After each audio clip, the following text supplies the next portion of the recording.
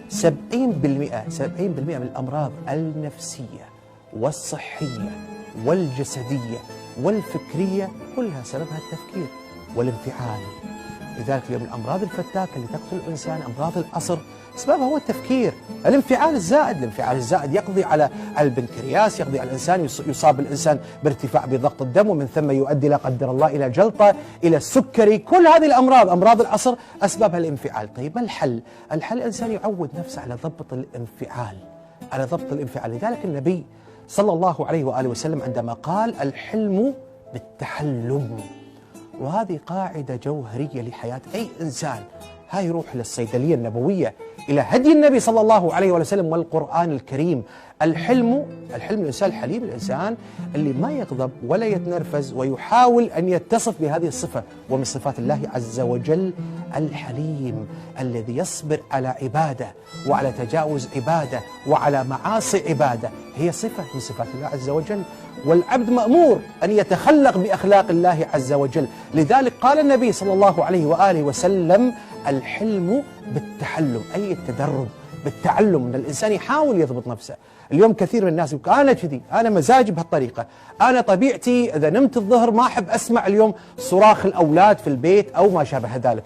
لا، ما فيها، الكلام غير صحيح، علميا غير صحيح. هذا تعلم، أنت تدربت، أنت عودت نفسك، أنت برمجت عقلك على هذه الطريقة. أنا برمجت نفسي لما أنام يعني ما توقظني اليوم أصوات أو شيء. هذا الكلام كلام غير حقيقي وغير علمي البتة. أنت دربت نفسك. لكن لو جربت نفسك أو دربت نفسك على أمر آخر، بأن اليوم أنا أكتفي بساعة بالنوم وأنا راح أقوم، لا إراديا تلقى نفسك تعودت على عادة جميلة. كل حركاتنا، كل إيماءاتنا، كل طريقة تفكيرنا، حتى في الأكل، حتى في الشرب.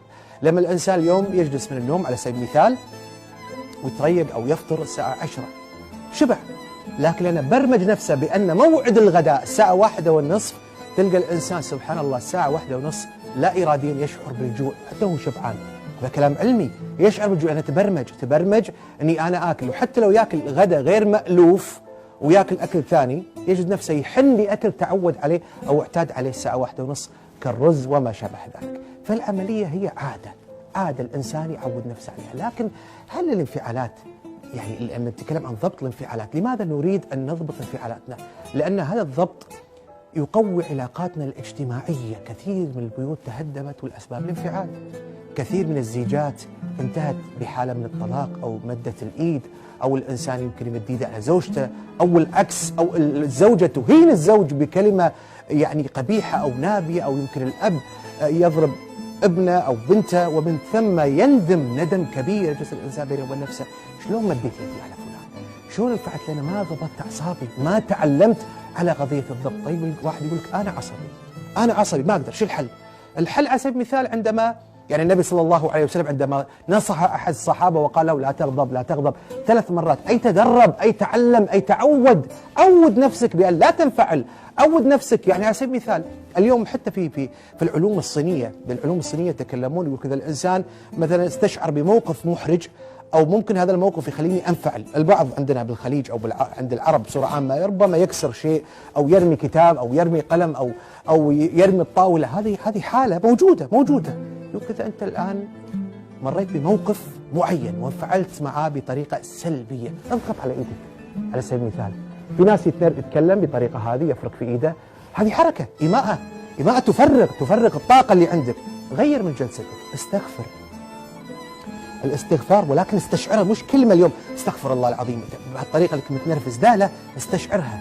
تستغفر الله من هذا الانفعال، تستغفر الله من حالة الغضب، تستغفر الله من الحالة اللي ممكن أنت توصلك إلى منطقة يعني محرمة بمعنى يمكن رب كلمة انقطعت لسانه. فالإنسان ينفعل بطريقة إيجابية. إذا الإنسان انفعل أو طبيعته عصبي يحاول يغير، إنما الحلم بالتحلم. تدرب، جرب، لا تخسر علاقاتك، تأمل علاقاتك، اجلس مع نفسك، تأمل كل علاقاتك الاجتماعية، تأملوا. والله لو تقرؤون مشاكل الناس في المحاكم، تقرؤون مشاكل الناس في المحاكم، والله أمور يعني ربما تكون تافهة جدا. هذا ما زار هذا ما قدر هذا، وكل أسبابها انفعال. لحظة غضب حتى الإنسان يأخذ قرار مصيري في حياته، يهدم أسرة ويؤذي أولاده أو بناته. لكلمة انفعال، فتعودوا تضبطوا حالاتكم. اليوم عندي مشكلة في المنزل بالبيت مع زوجتي، اختلفنا في وجهة النظر في مسألة معينة، أهدم حياتي؟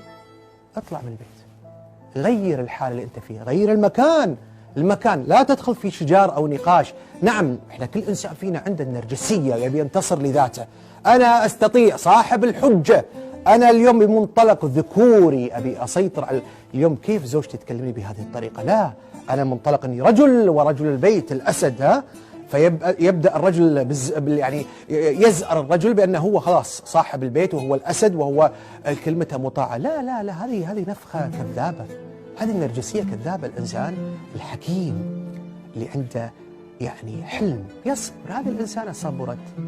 نعم تشتغل خارج المنزل، لكن هذه المرأة تصبر على الأولاد. من يصبر اليوم على التربية؟ من يصبر على أذى الأولاد وإزعاج الأولاد وتدريس الأولاد والتركيز في أمور المنزل؟ عملية مرهقة مرهقة مرهقة مرهقة جدا. فعلى الرجل اليوم أن يصبر، على الرجل اليوم أن يضبط أعصابه. إذا فعلت الزوجة يختار الوقت المناسب للكلام، يختار الوقت المناسب للمناقشة، فيؤجل، يغير من طريقة هيئته، يغير المكان، يطلب منها بكل ذوق وكل أريحية. بين اليوم أنا أبي أقطع النقاش، لا يعني هذه المساحة لا تحرق المسافات. يعني الإنسان الأحمق هو الذي يحرق المسافات، لا تحرق المسافات. اختلف، أمر طبيعي، اختلف في وجهة النظر بالفكرة، لكن لا تحرق المسافات. المسافة لابد تحافظ عليها.